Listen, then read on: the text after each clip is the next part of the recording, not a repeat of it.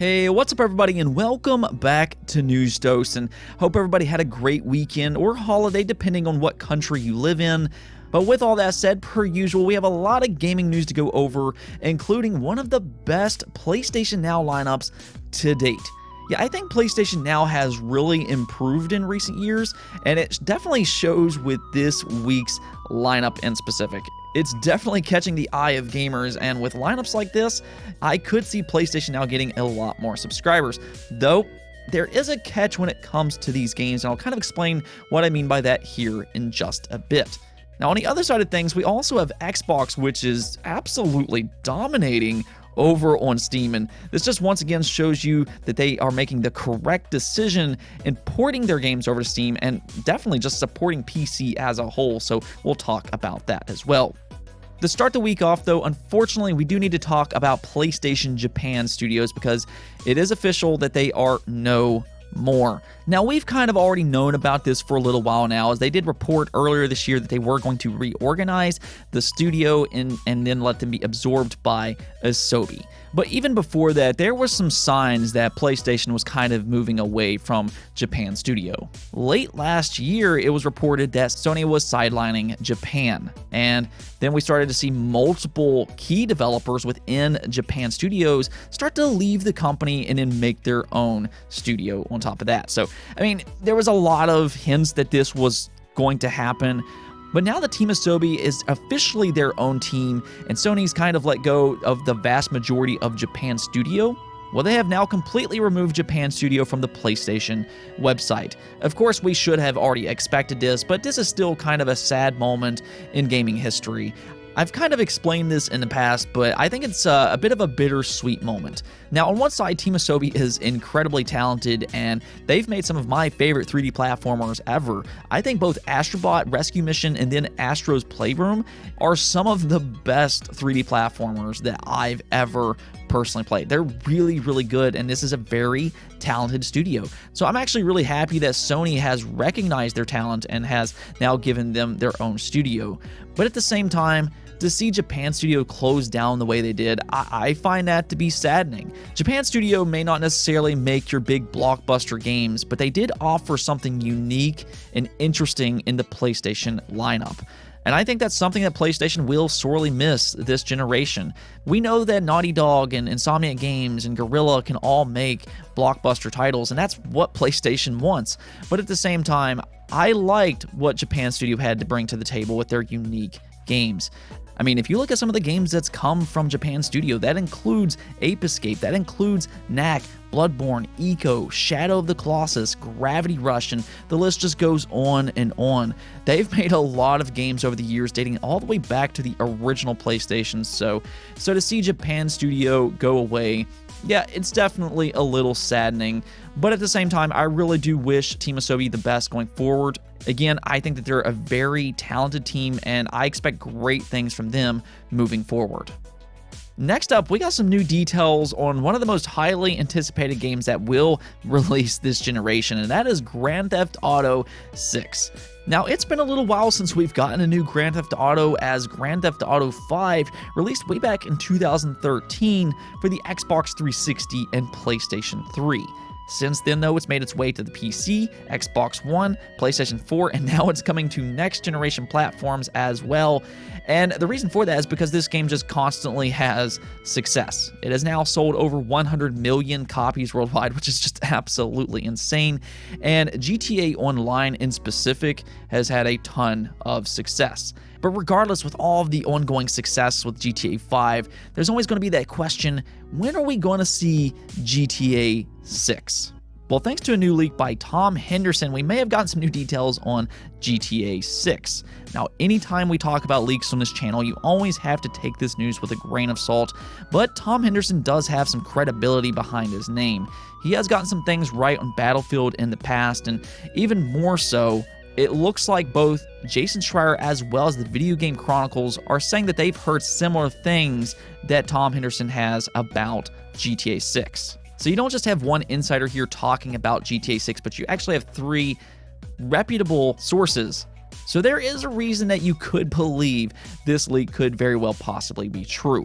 But yes, Tom Henderson did here recently talk about GTA 6 in a YouTube video, and he did drop quite a bit of information on this highly anticipated title. Now, we're not going to talk about everything that he mentioned in his video, though I will leave a link in the description below if you do want to check that out.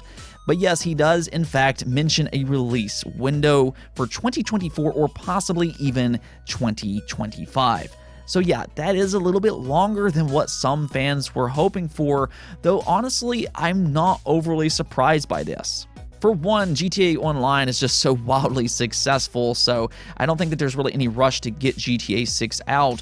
But also, the games that Rockstar has been making here recently, yeah, those are going to take a very long time to develop. I mean, even if you look at something like Red Dead Redemption 2, that game was absolutely insane. Not only did it have a really good story with great writing, it had great characters, and the graphics were really good, but if you look at the animations and the world of Red Dead Redemption 2, it was actually crazy what they did. They just put so much attention to detail in everything when it comes to Red Dead Redemption 2, especially with the animations. There's really only two studios that comes to mind that puts that much detail into the animations, and that is Naughty Dog and then Rockstar.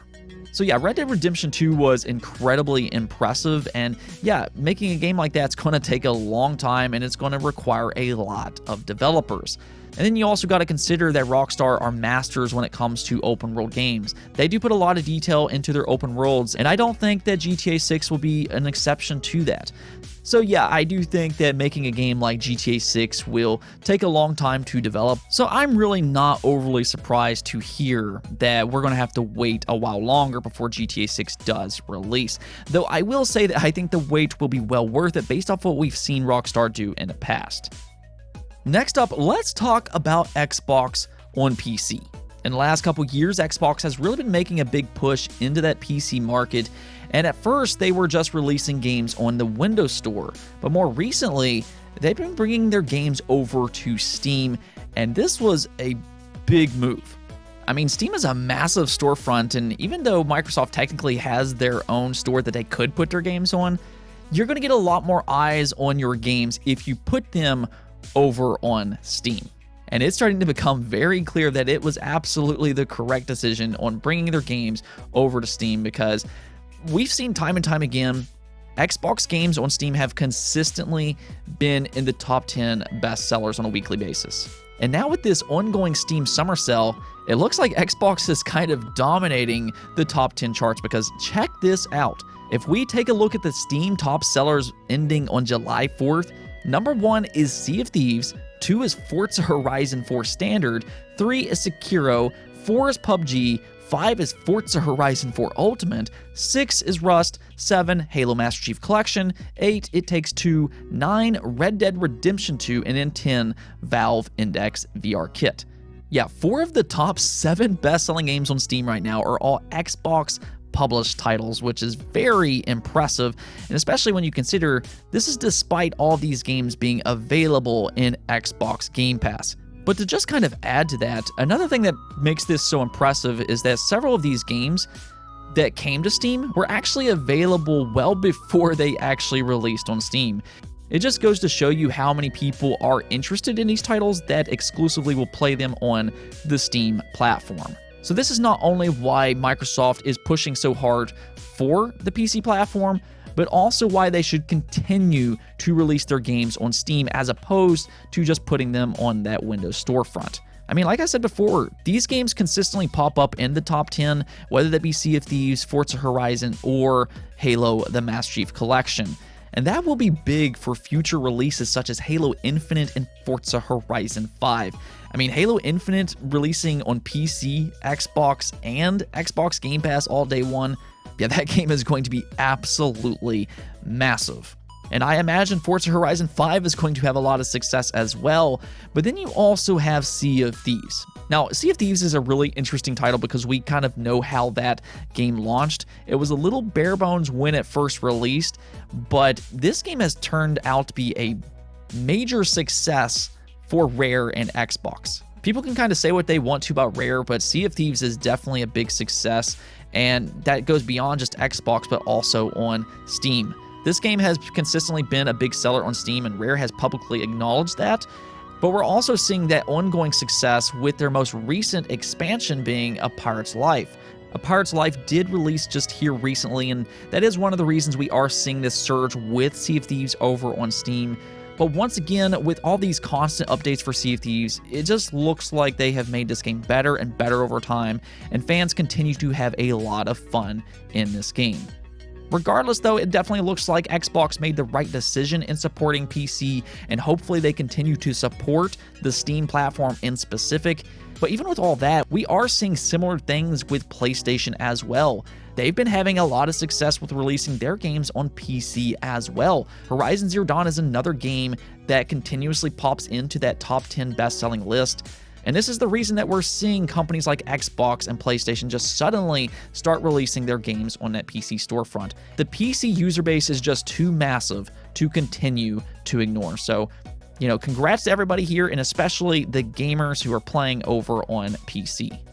Now, we also have a great PlayStation Now lineup to talk about, and possibly the best PlayStation Now lineup that I've seen as of yet.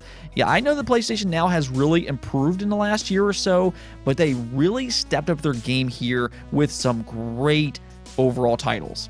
Instead of just hearing me hype things up, though, let's go ahead and take a look at why this specific lineup is just so exciting. So for the month of July, you'll get access to Red Dead Redemption 2, Nioh 2, Moving Out, God of War, Judgment, Olympic Games Tokyo 2020, and NASCAR Heat 5. Yeah, like I said before, this is very possibly the best overall PlayStation Now lineup that I've seen so far, especially with Red Dead Redemption 2, Nioh 2, and Judgment all releasing in the month of July. Obviously, Red Dead Redemption 2 is one of the best games that released last generation, and if for whatever reason you haven't played this game so far, you absolutely need to do so if you are a PlayStation Now subscriber.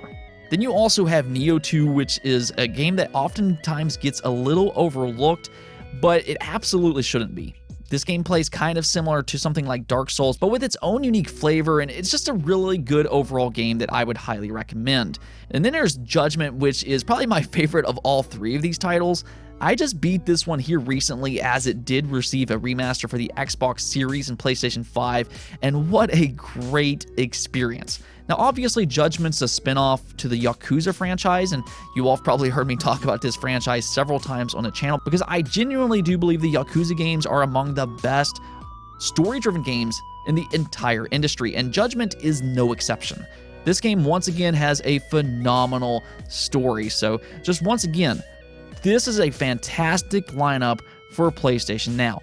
But, and there's always a but when it comes to PlayStation Now games, you always have to read the fine print when it comes to PlayStation Now, because they've been making it a bit of a trend here recently to have very limited releases into PlayStation Now. And what I mean by that is that you just will not have a very long time to play these games. So if you do look at the fine print, Red Dead Redemption 2 will only be available until November 1st, and then Judgment will only be available until October 4th. So you only have 3 to 4 months to play these games, and I just don't think that's long enough. If they only did this with a couple of games every once in a while, that would be okay, but they are consistently putting in games into their service that are only going to be there for 3 to 4 months. And because there's so many games coming in and out of services like this, it's just not a long enough time. Unlike movies, games can be quite a time investment. I mean, just as an example, Red Dead Redemption 2 is probably going to take you 50 plus hours to complete, and in Judgment, that's another 20 plus hours. So when you have all these limited releases come into your service, it makes it hard for people to play all of these titles. I mean, unless you're just constantly playing games, it's hard to play every single game that comes into services like this, and that's where having a longer time to get a chance to play these games really comes in handy. So I would like to see them increase these 3 to 4 month releases into 6 to 12 months releases. Preferably 12 months, but even if they could just get 6 months, that's still an improvement over what we're seeing here. Nonetheless, this is still an incredible lineup, and I really do like what we've been seeing with PlayStation Now here recently. They have been making some strides in this service, and hopefully they continue to do that. Now, we also got a small update from NetherRealm and Mortal Kombat 11. As they tweeted out, NetherRealm is now focusing on its next project, and after more than 2 years of supporting Mortal Kombat 11, DLC for the game, including characters, has come to an end. So there you have it. Mortal Kombat 11 has officially ended its DLC support in favor to work on their next project. And really, I think this is perfect timing because now that these next generation platforms are out, I think it's time to just kind of move on to the next generation. So instead of just getting more DLC for Mortal Kombat 11, we instead could end up getting Mortal Kombat 12 in the next couple years, which I personally find to be even more exciting.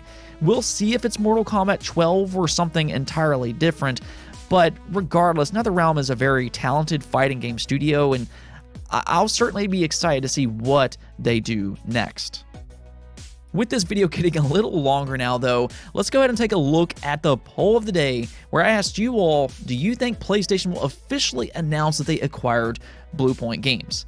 Now, this whole situation has been a little strange from the beginning, but yes, last week, PlayStation acquired several studios. They first announced that they acquired Housemarque, which is the studio behind Returnal. Then they later on acquired Nixxes Software, but they also may have accidentally revealed that they acquired Bluepoint Games. Now, how this ended up happening was that when PlayStation was announcing that they acquired Housemarque, PlayStation Japan over on Twitter accidentally posted a picture of them acquiring Bluepoint Games instead. Now, they did quickly take this tweet down, but I mean, they had a key art of this and everything, which, yeah, it definitely seems like they probably acquired Bluepoint Games. The thing is, they have yet to officially announce that, and then later on, Bluepoint Games actually updated their Twitter profile twice to emphasize that they remain an independent-owned studio. So with the timing of them updating their profile like that, it definitely has made things a little bit more strange, to say the least. So with all that in mind, that's where this question comes in, and it does look like that, yes, most of you do think that they accidentally leaked the acquisition early, with 56% of you voting for yes. And based off the comments, it really seems to come down to that key art that PlayStation Japan posted. I mean, why else would PlayStation Japan have a Bluepoint Studios acquisition key art like that if they didn't acquire Bluepoint Games? Now, as I said last week, there is the possibility that maybe, just maybe, they might be in acquisition talks, but it may not have been completed yet. That is possible, though it is just a whole strange situation.